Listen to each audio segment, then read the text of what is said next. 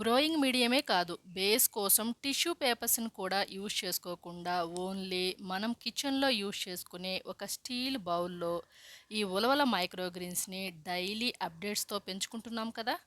ఇది వచ్చేసి మూడవ రోజు. ప్రతి గింజ నుంచి మొలక వచ్చింది. అవి కూడా చాలా పొడవుగా ఉన్నాయి.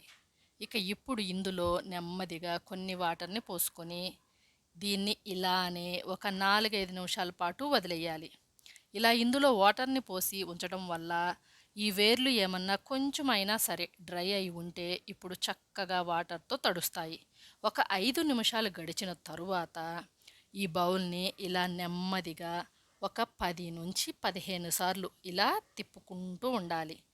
ఈ బౌల్‌ని ఇలా నెమ్మదిగా కదిలించడం వల్ల వేర్లను వాటర్‌తో వాష్ చేసినట్లు అవుతుంది. ఇలా చేయడం వల్ల ఈ మైక్రోగ్రీన్స్‌కి ఫంగస్ కూడా రాకుండా ఉంటుంది.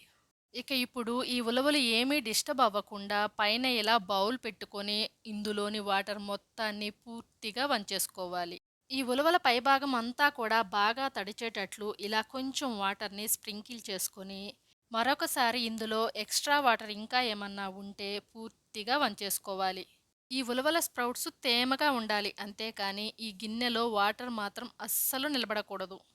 ఇక మరలా యాజ్ ఇట్ ఈజ్‌గా ఈ బౌల్‌ని ఉలవల పైన పెట్టుకొని దాంట్లో కొన్ని వాటర్‌ని పోసుకోవాలి. ఈ వాటర్‌ని ఆ ఉలవల పైన కొంచెం బరువు పెట్టాలి కాబట్టే పోస్తున్నాను. మీరు కావాలంటే ఈ వాటర్‌కి బదులు బరువు కోసం ఏమన్నా ఒక చిన్న వస్తువును కూడా ఈ గిన్నెలో పెట్టుకోవచ్చు. ఇప్పుడు చేసిన ప్రాసెస్ మొత్తాన్ని సేమ్ టు సేమ్ ఇలానే ఉదయం ఒకసారి, సాయంత్రం ఒకసారి కంపల్సరీ చేయాలి. తరువాత యాజ్ ఇట్ ఈజ్‌గా పైన ఈ బౌల్‌ని పెట్టుకొని మరలా దీన్ని క్లాత్‌తో కప్పుకొని మరొక రోజు దీనిని పక్కన పెట్టుకోవాలి. ఈ ఉలవల మైక్రోగ్రీన్స్‌ని పెంచుకునేటప్పుడు మీకేమన్నా డౌట్స్ వస్తే నాకు కామెంట్ చేయండి. వెంటనే రిప్లై ఇస్తాను.